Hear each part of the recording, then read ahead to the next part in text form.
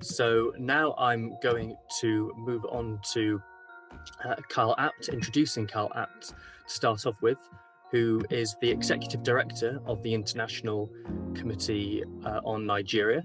But to begin with, I'd again like to just introduce his work and his background a bit more. So Carl has worked for 20 years in relief and development and community development with various agencies: Food for the Hungry, Christian Reformed World Relief Committee, Sports Friend, and SIM.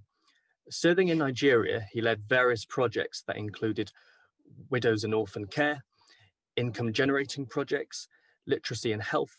He also coordinated projects for internally displaced people due to conflicts in 2001, 2004, and 2011 in Wakari, Takum, Boko, Makurdi, and Jos Bakuru.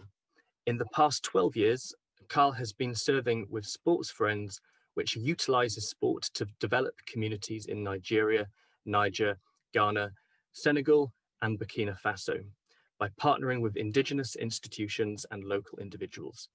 He served as a consular warden for the US Embassy in Nigeria, as well as various committees in Nigeria, both governmental and non-governmental organizations, those are, but also as a board member and panel delegate for microfinance, relief and development projects. Over 20 years of experience in the international non-profit and non-governmental organization sector, implementing programs through identifying and developing methods of surviving target populations. So now I'm going to hand the floor over to you, Kyle, so that you can talk through your work, and we'll continue to look through these slides. Great. Thanks, Tom. Thanks, Genocide Watch. Thanks, Dr. Stanton, for all your work, and appreciate this forum, this opportunity to share. Thank Esperance or SBS about your work as well. And it's true. I think Dr. Stanton's work in the beginning, talking about women having a different role and a large, highly more effectiveness is true. The same in Nigeria as well. Having raised my family in Nigeria, lived there for 16 years. My wife got involved with trauma healing and working with those who have been who are vulnerable and victims of a lot of the Boko Haram and Fulani militants attacks. So she sees a different way than I do, and I've come around to her way many times. So I appreciate that perspective, Doctor. So I think the presentation, I'll just be speaking as the notes are flowing up there. So I'm just one of these old-fashioned speakers who has the tendency to rely on his notes, but then uses the PowerPoint for effect, I guess. So let me just start by saying this: COVID-19 does not stop the Nigerian slaughter. And why we say slaughter is ICON, International Committee on Nigeria, released a report this summer called Nigeria's Silent Slaughter, the Genocide in Nigeria, and how it affects the international community. And we did that with the intention of knowing that the word genocide sometimes creates some sort of misunderstandings or confusion. So we chose the word slaughter because that's pretty straightforward. But then with the arrival of COVID-19, the idea that it was going to impact vulnerable groups in Nigeria more so than the Boko Haram and Fulani militants was misplaced. And I think I'll show you that in my next couple slides. But so the impact has not been as significant. COVID-19, it is true, it's a very serious disease and a pandemic that we need to look at, but it's not it's not creating the much atrocities as the genocide of Christians caused by Boko Haram and Fulani militants. Nigeria needs to deal with the COVID-19 pandemic, true, but it's crucial that they provide support to groups at the risk of genocide. The Nigerian government must work simultaneously to respond to the COVID-19 pandemic, but principally to the ongoing genocide. Over 10 years, Nigeria has experienced genocide on two fronts. We could say 20 years, we could even look 30 years, we could say 200 years, since the time of Usman Dan Fodio's jihad in 1804, where he mounted the Sokoto Caliphate, the empire from Niger, and came down, what is now Niger, came down into Nigeria and set up the emirates across northern Nigeria. But we're going to look at the last, when ICON talks about statistics right now, we're looking at the last 10 years, because Boko Haram was relatively new, coming on the scene in about 2009. But the Fulani militants, as an ethnic group, Fulani, have been around for hundreds, if not thousands of years. But killing of innocents in Nigeria's middle belt, Plateau State, Benue State, Taraba State, Kaduna State, who are mainly Christian. The evidence shows it meets the definition criteria for genocide. And Dr. Stanton has helped us with that. He's worked with us in some of our data launches. And when we launched the report this summer, he was generous enough to participate and give his words and comments on that as well. Boko Haram declared total jihad in 2009. Fulani militants have increased their deadly attacks for the past 20 years and threatened the lives and livelihoods of rural Christians. The overall intention of both Boko Haram and Fulani militants is to conquer Christians and control the land. Now, Fulani are a group of people, Fulbe, that span across the West Africa from Cameroon through Senegal, all across. So the 10 to 20 million groups of the people group, the size of the people group is 10 to 20 million. They don't claim one nation as their home. They often get involved wherever they are. But again, we want to define them as Fulani militants. So that's why we always want to attribute the word militants, attach the word militants to Fulani, and not say all Fulani are militants, because I know many Fulani are they prefer peace. Some are even Christian. So that's why we use the word Fulani militants together. The arrival of COVID-19 pandemic revealed the inadequacies of many nations and world leaders, and Nigeria was not excluded. COVID-19 brought more confusion and chaos to Nigeria. And SARS protests that many are recently hearing now exposed government hoarding of relief materials. You've seen videos where people have found where they're hoarding rice and oil that was meant to be distributed to the vulnerable and people in need was being hoarded. Some say it was going to be used for elections in the coming years. So the government only offered misdirection instead of truth. President Buhari failed to adequately address COVID-19 and the conflict, and the genocide continues. Buhari has failed to build a safe and flourishing Nigeria. COVID-19 was first documented in Nigeria on February 27th. An Italian businessman employed in Nigeria just returned from Italy. Nigeria is home to several foreign companies, oil, construction. Chinese are there, the Germans are there, English are there, obviously, as a former colony. So this Italian man had just returned to Nigeria from Italy and brought coronavirus with him. After research and consultations, he arrived in Lagos. The Lagos state government eventually announced total lockdown on March 26th. Like other cities and states followed across Nigeria, not understanding, confusing messages to the public. People believed it was nothing more than a rich man's disease, because all they were hearing on the news was this politician got it or this person who's a businessman got it. So they just attributed it as a rich man's disease. But concerns that COVID-19 would devastate African nations, immense populations like African cities like Lagos, Abuja, links with China, and susceptibility to spreading the viruses, and pundits gave Africa no hope. They predicted that if it got into Africa, it would just destroy and devastate populations uncontrollably and spread. But Nigeria has already taken an economic blow due to COVID-19 while it endures an ongoing genocide. So even before COVID-19, it was already suffering, and then COVID-19 hits and oil prices took a dive as well.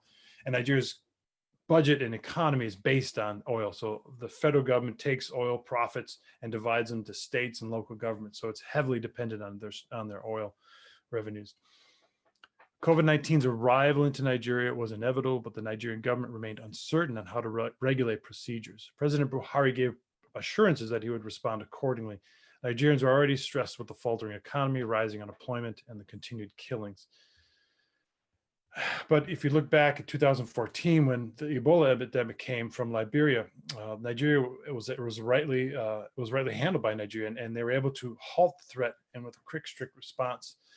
Affecting the Lagos metropolis only, they had competent health workers, adequate facilities, and they diagnosed, traced, and treated Ebola patients effectively. So historically, they have this precedent that they can address and tackle these sort of pandemic and infectious diseases. So they avoided a tragic outbreak. Liberia at the time was dealing with 10,000 cases and causing nearly 5,000 deaths, compared to Nigeria, which only had 20 cases and just 8 deaths. So they were able to control it and stop it. So Buhari was given the impression that that he had to close, lock down people, quarantine people, shut down travel, close the borders, because he feared the worst.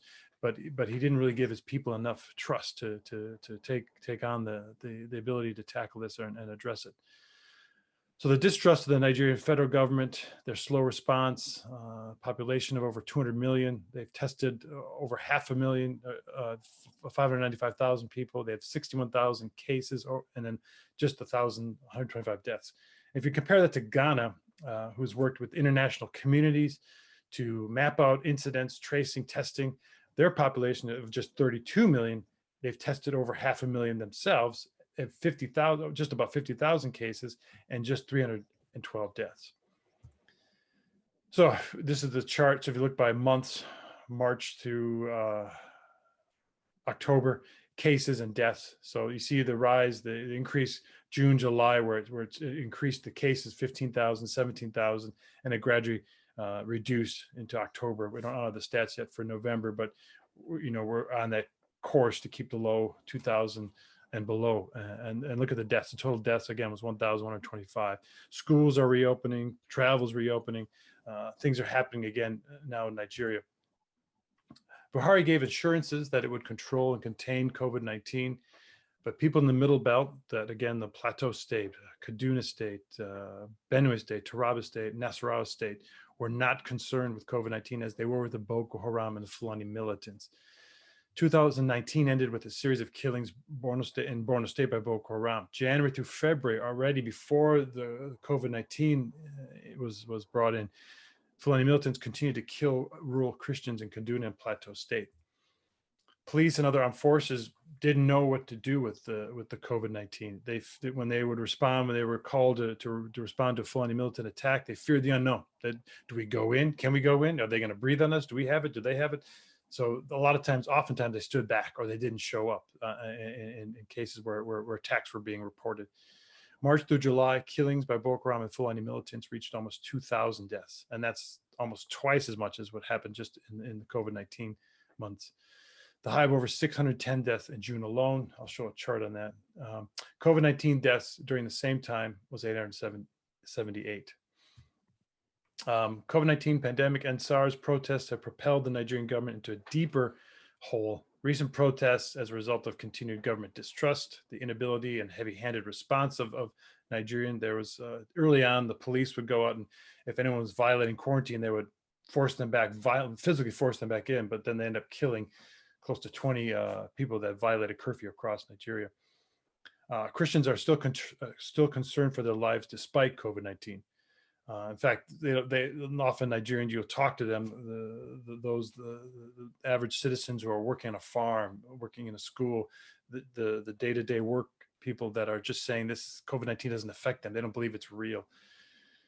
President Buhari and Nigerian leaders have failed to guarantee the safety of rural communities. Again, ongoing conflicts are not due to climate change or land right access. So this isn't a climate change issue. This isn't just because the land, the farmers have the land and the herders that are bringing their cattle in the Fulani don't have a place to graze their cattle. It has an ethno-religious aspect, and multiple attempts for peace and resolution and reconciliation have been going on for many years. Ethnicity is paramount to Nigerians, their language, their culture, their religion. You see news reports, you'll see pictures and videos, and the politicians are often wearing their traditional cloth, like their hats, their materials, the way they flop their hat this way or that way. It shows what culture they're from. Very, very important to them. So as Christianity spread, it accepted and promoted ethnic groups. They incorporated traditional practices, they translated documents into local languages like health material, textbooks in schools, and the Bible.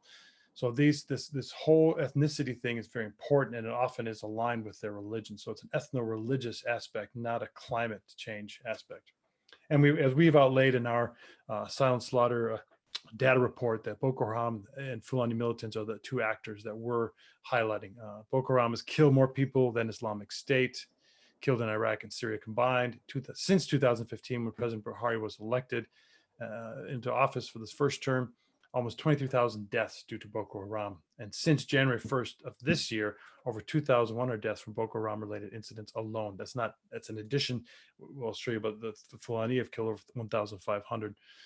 Over 3 million remain displaced in Nigeria as a result of Boko Haram and Fulani militants. Often these are not in IDP camps. Probably 1.5 million, half of them are, maybe 2 million, but most are staying with relatives in neighboring villages, or staying with friends in other villages or other cities as well. So the IDPs, internally displaced people, are very important, and they're very at risk not only to further attacks, but to COVID-19 if it does indeed spread. This is just a map showing the Boko Haram is primarily in the northeast where it began. Borno State is, you can't even see it because it's covered all in red, all these incidents and deaths. 22,000 deaths since 2015, northeast of Nigeria. Another active Fulani militants are furthering their genocidal slaughter. Again, I said I don't contend the entire Fulani population. There exists a militant faction. March through October 15th, there were 2,400 deaths as a result of attacks by Fulani militants of Boko Haram. So here's the chart. So if we looked at, oh, sorry, this is my chart.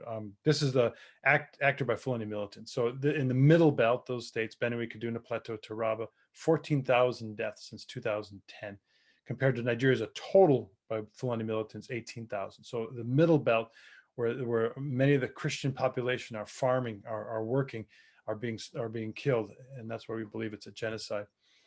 Again, here's the map of Fulani militants. So we have the northeast where Boko Haram was. This kind of shows the middle belt, Kaduna, Plateau, where it's kind of shaded, little orange, Taraba, Benue, where the orange incidents are happening. That's where a large number of Christian populations are living, and the Fulani militants have come down from the northwest in and through, following riverways, and attacked, killed, and taken over the farmlands and prevented people from farming and living. The response and worsening situation. The quarantine, testing, tracing movement, they've proved themselves ineffective. Bizarre way of stay-at-home orders. They would be told to stay home for 4 days, and they could go shopping for 3 days, from Friday through Sunday, because of the religious holy days. They could go out and do things. And then again, hoarding of relief materials, as we mentioned in the NSARS protests. Already said this before the pandemic, Nigeria's economy was failing. COVID-19 did not impede the ongoing genocide. So here's the comparison in the months with COVID-19 related deaths versus the Fulani militant and Boko Haram related deaths. So if you look at May, June, July, where the deaths of COVID-19 increased, so did the genocide of Christians by Fulani militants and Boko Haram increase as well. So in conclusion, genocide in Nigeria needs to be recognized and treated with urgency. The NSARS protests and COVID-19 are serious, but should not distract people from stopping the genocide. Nigerian government is responsible to stop the actors and prosecute the perpetrators. If the Nigerian government is unable or unwilling, the international community must assist. And that's what ICON has called for a special envoy from the US to be sent and to be represented and to ask for accountability by the Nigerian government.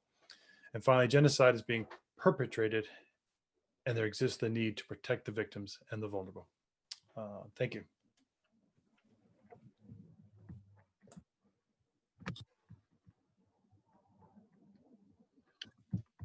Okay, thank you for that, Kyle. So, and if you do want to know more about the Banyamalenga, for example, and also the Fulani Christian situation, the genocide of Christians in Nigeria, we have materials on our Genocide Watch website that might help you make sense of these issues, which are so often projected as simple conflicts in the media. So you can go and learn about them there and on our guests' respective websites. So thank you very much and have a wonderful weekend.